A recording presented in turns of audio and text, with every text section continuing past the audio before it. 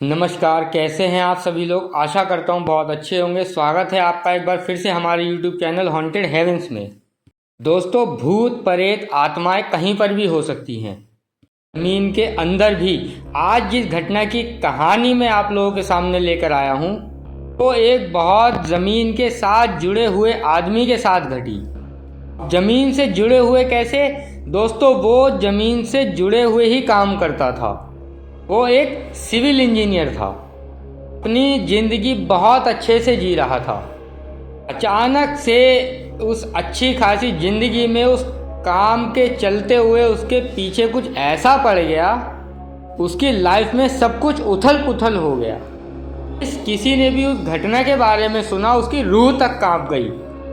तो दोस्तों, आइए शुरू से लेकर एंड तक पूरी कहानी फुल डिटेल में जानते हैं। ये जो घटना घटी थी दोस्तों, शिवम नाम के एक लड़के के साथ घटी थी, जो कि बिहार के एक छोटे से गांव से बिलोंग करता है। ये लड़का बहुत ही ज़्यादा ज़मीन से जुड़ा हुआ, डाउन टू अर्थ, बहुत ज़्यादा काम में, अपनी पढ़ाई लिखाई में फोकस करने वाला लड़का था। पूरे गांव के लोग इसकी इसी बात की प्रशंसा करते थे कि कितनी अच्छी खासी अपनी पढ़ाई लिखाई में जुटा रहता है। जब वो स्कूल में था तो अपने गांव के बहुत से बच्चों को भी ऐसे ही पढ़ा लिखा दिया करता था, और उन लोगों को भी इसकी मदद से वो लोग भी पास हो जाते थे। तो गांव के लोग अक्सर इस बारे में बात किया करते थे कि हो ना हो ये लड़का आगे चलकर अपनी लाइफ में ज़रूर कुछ अच्छा करेगा। पढ़ाई लिखाई में भी अच्छा था, तो भाई ये गांव से अपनी 10th क्लास तक पढ़ाई पूरी करता है। उसके बाद क्या था, इसके माइंड में बचपन से ही ये चीज़ थी कि मुझे इंजीनियरिंग करनी है। इसने अपने घर वालों को भी बोला था कि मुझे कैसे भी करके, कुछ भी करके इंजीनियर बनना है। तो इसके घर वाले भी काफ़ी हद तक कुछ सोच में पड़ जाते हैं, क्योंकि इसके पापा, इसके दादा, इसके चाचा ताऊ वगैरह सब लोग किसान थे। तो भाई जो भी उन लोगों के खेत से अनाज वगैरह उगता था उसको ही बेच बाच करके, कुछ ज़मीन वगैरह अपनी गिरवी रख के उसको पढ़ा लिखा रहे थे। तो जब इसने घर वालों से अपनी इस बात का जिक्र किया तो इसके घर वाले भी बोलते हैं इसके लिए तो बहुत अच्छे खासे पैसे लगेंगे, कहाँ से कैसे क्या मैनेज करेंगे हम लोग। ये कहता है कि आप लोग चिंता मत करो, मैं जैसे भी करके पढ़ाई लिखाई करके अच्छे से कुछ ना कुछ इतना तो कमा ही लूँगा। जो आप लोगों की ज़मीनें गिरवी रखी हैं या जो कुछ भी बेचना पड़ा है उन सब चीज़ों को ख़रीद लेंगे, उसको छुड़ा लूँगा। बस मेरे ऊपर ट्रस्ट करो, भरोसा करो, मुझे सिर्फ पढ़ाई करनी है। घर वाले भी सोचते हैं यार, बच्चा जब इतनी अच्छे से बोल रहा है, भरोसे से बोल रहा है और पढ़ाई लिखाई करने के लिए बोल रहा है, तो हम लोग इसको मना कैसे कर सकते हैं। घर वाले बोलते हैं ठीक है बेटा, लेकिन ये बता तू एडमिशन कहाँ पर लेगा। तो ये बोलता है मैं पटना में रह करके पढ़ाई आगे की कंप्लीट करूँगा, थोड़ा बहुत स्टडी लोन वगैरह करा करके जैसे तैसे करके मैनेज कर लेंगे। तो ऐसा ही होता है। अपना शिवम जो है पटना जाता है, पढ़ाई लिखाई करता है, काफ़ी साल तक मेहनत करता है और फाइनली दोस्तों वो एक सिविल इंजीनियर बन जाता है। एक गवर्नमेंट सिविल इंजीनियर बनता है, गवर्नमेंट में लगा हुआ था। तो घर वाले भी इस चीज़ के ऊपर बहुत प्राउड करते हैं कि यार हम लोग तो सोच रहे थे कि छोटा मोटा इंजीनियर कोई जॉब वगैरह लग जाएगी, लेकिन ये तो काफ़ी अच्छे लेवल पे गवर्नमेंट उसमें हो गया है और सैलरी वगैरह भी अच्छी है, और ये भी अपना इधर काम वगैरह स्टार्ट कर देता है। सब स्टार्टिंग में तो पटना में ही कर रहा है, जो भी आसपास की जगहों पर जो भी सिविल इंजीनियर का काम रहता है। तो लगभग 1 से 1.5 साल हो गया था काम करते हुए, अच्छा खासा एक्सपीरियंस भी हो गया था। तो इसकी टीम वाले बोलते हैं कि एक छोटा सा गाँव टाइप का है, एक टाउन है छोटा सा, आपको वहाँ पर जाना पड़ेगा। पर गवर्नमेंट से क्वार्टर वगैरह हैं, कुछ वहाँ पर ज़मीनें भी है, तो वहाँ पर जो है कुछ बनाना है तो उस चीज़ को आपको मैनेज करना पड़ेगा, वहाँ पर वो देखना पड़ेगा। ये चीज़ इसके लिए इतनी शॉकिंग भी नहीं थी, क्योंकि ये सोचता है कि यार इसी चीज़ के लिए तो मैंने इतनी पढ़ाई लिखाई मेहनत करी थी, अब ये तो मेरा डेली का काम है।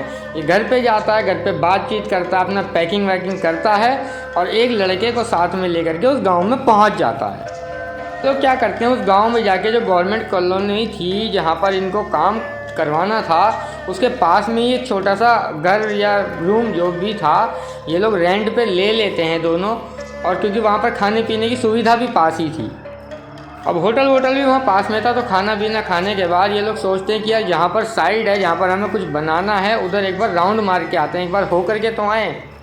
वहाँ जाने लगते हैं तो शाम का टाइम हो रहा था, तो कॉलोनी के अंदर पहुँचने से पहले ही ये कोई बूढ़ा सा आदमी रहा होगा, तो वो इनको रोक देता है जाने से। बोलता है कि अंदर मत जाओ, शाम का टाइम होने वाला है, कुछ ही देर में अंधेरा भी हो जाएगा। बोलता है कि इस वक्त तुम्हारा अंदर जाना सेफ नहीं है, तुम्हारे लिए सुरक्षित नहीं है। तो ये बोलते हैं कि हम लोग क्यों ना जाएं, कि हम लोग इसी काम के लिए तो यहाँ पर आए हैं, यही तो हमारा काम है, आप हमें रोक कैसे सकते हो। तो वो बूढ़ा आदमी इनको बोलता है कि आप ज़रा सारे कमरों की तरफ नज़र घुमाओ ज़रा, आपको कोई भी एक भी आदमी वहाँ पर रहता हुआ दिखाई दे रहा है क्या। तो ये लोग उधर की तरफ देखते हैं तो बोलते हैं नहीं। आदमी बोलता है कि ठीक पहचाना आपने, ये कॉलोनी ऐसी है कि यहाँ पर कोई रह ही नहीं सकता, और ख़ास करके एक रात भी यहाँ कोई बिता नहीं सकता। बूढ़ा बोलता है कि जो ज़मीन है जिस पे आप कुछ बनाना चाहते हैं, हमें नहीं मालूम वहाँ पर क्या बनेगा या क्या नहीं बनेगा, लेकिन जो रूम्स हैं कॉलोनी के अंदर, गलती से भी आप उन रूम में मत रहना, तब बिल्कुल भी रुकना ही मत। जैसे अभी आप जा रहे हो देखने के लिए, जाना चाहते हो तो किसी भी रूम में जाके मत रुकना, और अभी तो जाओ ही मत। लड़का जो साथ में था शिवम के, वो बोलते हैं हाँ ठीक है कोई बात नहीं, हम नहीं जाते। वो शिवम को लेकर के वापस अपने होटल वाले रूम में चला जाता है, होटल के पास चला जाता है। तो शिवम बोलता है यार क्या हुआ, हमको तो देखना तो था ना, एक बार देख तो लेते, क्यों लौट आए हम लोग। तो वो लड़का बोलता है कि शिवम देख यार, मेरे को नहीं मालूम कि तू क्या सोचता है, लेकिन मैं ऐसी चीज़ों पे बहुत विश्वास करता हूँ।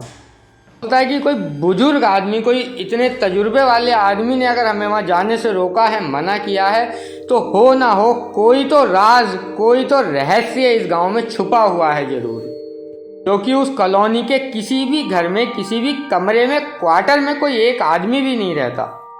तो हो ना हो कुछ तो है उस कॉलोनी के अंदर, जिस वजह से उस बूढ़े आदमी ने हमें रोक दिया। अभी इन सब बातों को छोड़, हम लोग कल दिन में चल के वहाँ पर देखते हैं।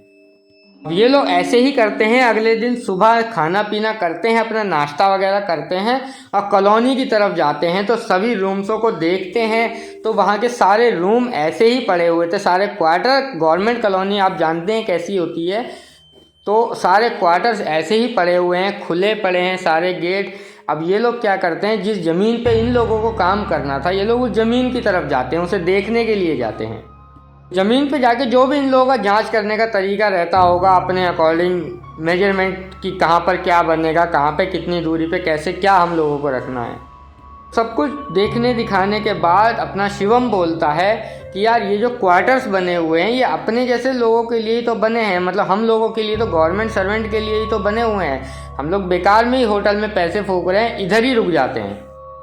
तो जो दूसरा लड़का था वो शिवम को बोलता है नहीं नहीं यार, वो बूढ़े से अंकल ने मना किया था, हम ऐसे नहीं रुक सकते यहाँ, हो सकता है रात बेरात कुछ ऐसा घट जाए या कुछ भी XYZ हो सकता है, तो हम लोग क्या करेंगे रात को। तो शिवम बोलता है यार कौन बूढ़ा सा अंकल, किसकी बातों में तू विश्वास कर रहा है, कहाँ अंधविश्वास में पड़ा हुआ है, मैं इन सब चीज़ों को, ऐसी बातों को नहीं मानता। तो शिवम बोलता है चल मैं भी जब तक फाइल्स वगैरह निकाल के देख लेता हूँ उस ज़मीन की, क्या करना है कैसे करना है, तू भी जब तक थोड़ा सोच विचार कर ले कि यहाँ पर ही रहना है या होटल रूम में ही जाना है। तो वो लड़का बोलता है नहीं नहीं भाई, मैं तो देख इन सब चीज़ों को बहुत मानता हूँ, इसलिए मैं तो यहाँ पर नहीं रुकूंगा, मैं तो होटल रूम ही जाऊँगा। तो शिवम बोलते हैं हाँ ठीक है भाई, तेरी जैसी मर्जी, एज यू विश, तुझे वहाँ जाना है वहाँ पर जा कर के रह, लेकिन मैं तो यहीं पर रहूँगा, मैं इन सब चीज़ों को नहीं मानता, मेरे को फालतू पैसे उड़ाने का कोई शौक़ नहीं है। इतना कह के शिवम जाता है उस ऑफिस में जहाँ पर इन लोगों को ज़मीनों की फ़ाइल वगैरह मिलने वाली थी। अपनी फ़ाइल वाइल चेक करता है, ज़मीन वगैरह के बारे में थोड़ा करता है, नॉलेज लेता है, पढ़ता है उसके बारे में, कॉलोनी के बारे में भी पूरी जांच पड़ताल करता है। फ़ाइल में सारी चीज़ें मेंशन हुई थी, लिखी हुई थी, तो वो उसमें पढ़ता है कि आज से लगभग 13 साल पहले ये जो कॉलोनी है, ये जो ज़मीन है, ये नॉर्मल नहीं है। ज़मीन जो थी पहले कुछ लोग ऐसे ही टेंट वगैरह लगा के यहाँ पर रहा करते थे, ऐसे ही जो बेचारे सड़कों पे, रोड पे लोग बाग रहने लगते हैं टेंट लगा के, इस तरह के लोग इस ज़मीन पे रहा करते थे। अब थोड़ी सी दीवार वगैरह खड़ी कर ली थी उन लोगों ने, थोड़ा टेम्परेरी सा गेट लगा लिया था, जैसे कि सरकारी ज़मीनों पे कुछ लोग ऐसे ही कब्जा करके रहने लगते हैं। तो इसी दौरान उन लोगों के कुछ ग्रुप के बीच में आपस में झगड़ा हो जाता है, बहुत ही गंदा झगड़ा हो जाता है, लड़ाई झगड़ा मारपीट हो जाती है। तो जो लड़ाई झगड़ा हो रहा था कहीं पे दो ग्रुपों में, वहाँ से वो लोग भागते हुए आते हैं और इस ज़मीन में घुस जाते हैं और इनके जो कमरा बना हुआ था टीन वगैरह का, इनका तंबू जो बना हुआ था, उसके अंदर घुस जाते, गेट बंद कर लेते हैं और जो बाकी के लोग थे उनको देखते हुए वहाँ से निकल जाते हैं भागकर। लेकिन वो दूसरे जो ग्रुप वाले थे वो लोग आते हैं, बाहर से दोबारा आते हैं, उनको पता लग जाता है किसी वजह से, और उस टीन के गेट को बाहर से बंद करते हैं और बुरी तरीके से अंदर गोलियों से पूरी कमरे को छल्ली कर देते हैं और अंदर बूढ़े बच्चे लेडीज सब लोग अंदर घुट घुट के मर जाते हैं। उन्होंने हालांकि कोशिश भी बहुत करी होगी शायद गेट खोलने की, लेकिन गेट बाहर से बंद था। जो ये फाइल पढ़ रहा था दोस्तों, उसमें लास्ट में नीचे एक लाइन और लिखी हुई थी कि वो शायद ज़मीन के अंदर खोद कर, इतना ही लिखा था और बाकी का पेपर फटा हुआ था, फट गया था नीचे से, वो आगे नहीं पढ़ पाया इसके आगे। इतना पढ़ने के बाद इसने जो अपनी थिंकिंग लगाई, इसने सोचा कि वो लोग शायद ज़मीन के अंदर से खोद के वहाँ से निकलने की कोशिश कर रहे होंगे, पर लेकिन इतना ईजी होता है क्या ज़मीन के अंदर से खोद के एक साइड से हम दूसरी साइड से निकल जाएं? और उसके बाद से ही जब वहाँ पर सब लोगों को मार दिया गया था कमरे में बंद करके, उसके बाद से ही कहा जाता है कि वहाँ पर उन लोगों की आत्माएं भटकने लगी और उसके बाद से वहाँ पर कुछ नहीं बनाया गया, या कह सकते हैं उनकी आत्माएं वहाँ पर कुछ नहीं बनाने देती हैं, कोई नहीं वहाँ पे रह सकता, किसी को रहने नहीं देती हैं। इतना सब कुछ ये पढ़ने के बाद बहुत शॉक्ड हो जाता है, सोचता है कि मुझे गांव वालों के पास जाना चाहिए, उन लोगों से थोड़ी जांच पड़ताल करनी चाहिए, मालूम करना चाहिए आखिर सच्चाई क्या है। जाता है, जो बूढ़े से अंकल पहली बार इसे मिले थे जिन्होंने मना किया था रहने के अंदर जाने के लिए, उनके बारे में ढूंढता है, पता करता है, गांव वालों से भी बात करता है। तो गांव वाले बताते हैं कि उस पेपर में जिसमें तुमने पढ़ा है उसमें कुछ पूरा डिटेल में लिखा ही नहीं है, जो सच्चाई है वो हम लोग जानते हैं, पूरी बात क्या है हम जानते हैं कि वहाँ से किस तरह की खतरनाक आवाज़ें आती हैं रात को।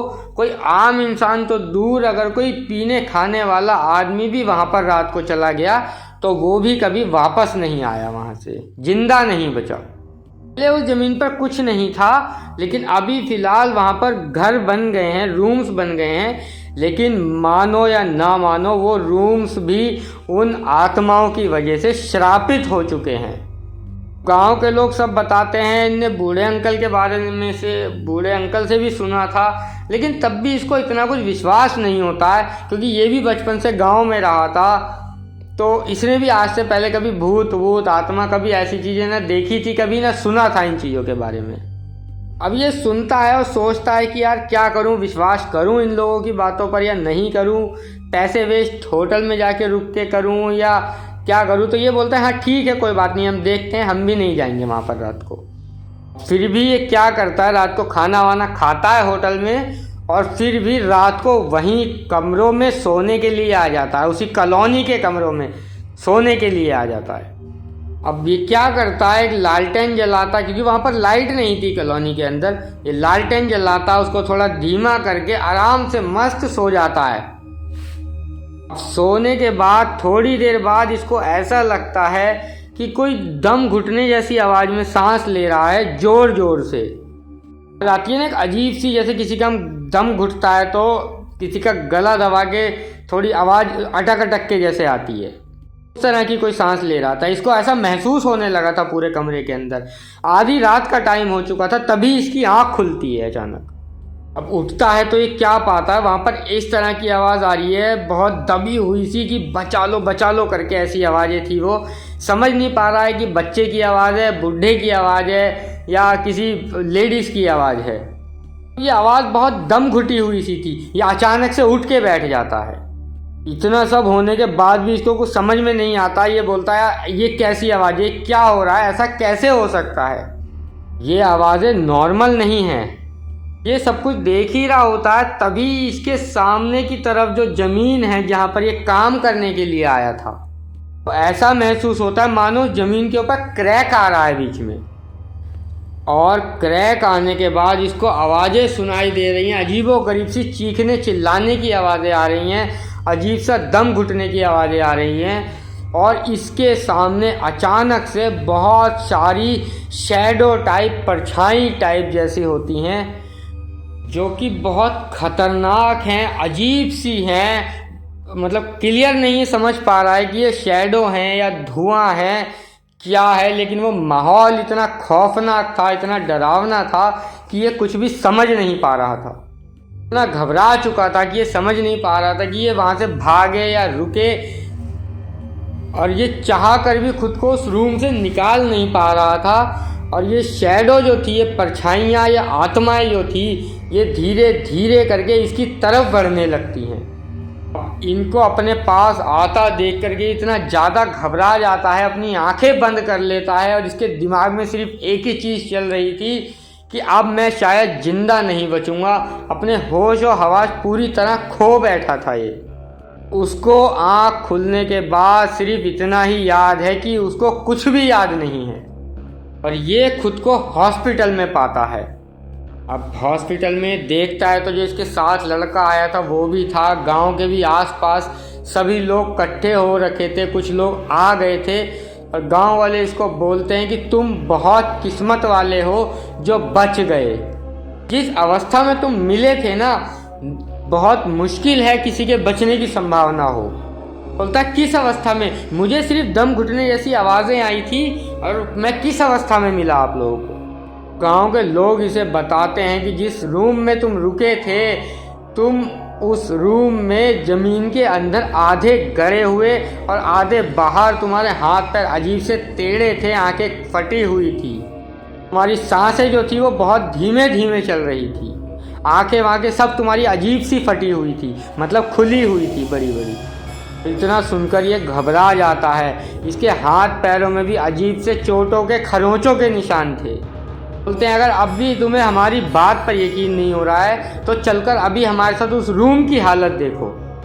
अब ये होश में आता पूरी तरह से, सबके साथ उस रूम में दोबारा जाता है दिन के टाइम में। तो वहाँ पे क्या देखता है कि उस रूम में 3 उंगलियों के स्क्रैच के निशान हैं, अजीब सा गोल सर्कल बना हुआ है, ज़मीन के ऊपर अजीबो गरीब चित्र बने हुए हैं, जैसे अलग सी भाषा में कुछ थे, वो डरावने चित्र टाइप के थे कुछ। इतना सब कुछ देख के ये बहुत ज़्यादा घबरा जाता है और बोलता है यार मेरा जितने भी टाइम का यहाँ पर काम है मैं फटाफट निपटाता हूँ और यहाँ से निकलता हूँ। ये जितना भी इसका टाइम का काम था, ये उस होटल में ही रहता है बाहर, और अपनी ऊपर टीम से बात करता है और जल्द से जल्द काम ख़त्म करके वहाँ से पटना वापस लौट जाता है। उस हादसे के बाद आज तक इसकी हिम्मत नहीं हुई, उसके बाद इसकी हिम्मत नहीं हुई कि उस गवर्नमेंट क्वार्टर की तरफ या उस ज़मीन की तरफ किसी भी कारण से जा सके एक बार। दोस्तों देखो, इतना कुछ हो गया उसके सिर्फ एक छोटे से कच्चे लालच के चक्कर में। दोस्तों इस पूरी घटना की जानकारी मुझे शिवम ने ही लिख करके भेजी है, जिसके साथ ये हादसा हुआ था। तो आज इसी एक नोट के साथ इस कहानी को यहीं समाप्त करते हैं। उसने मेरे को इंस्टाग्राम पे लिख कर भेजा, मैंने सोचा आप लोगों को सुनाता हूँ, एक अच्छी सीख मिलेगी कि अगर कभी भी आपको ऐसा कोई किसी चीज़ के लिए मना करे तो कभी भी थोड़े से कच्चे लालच के चक्कर में आप उस काम को ना करें। तो कल फिर मिलते हैं एक नए खौफनाक से एपिसोड के साथ। अगर आप लोगों के पास भी कोई ऐसी किस्सा या कोई कहानी है तो मुझे लिख भेजिए, हो सकता है हमारी अगली वीडियो आपके अकॉर्डिंग बन रही हो।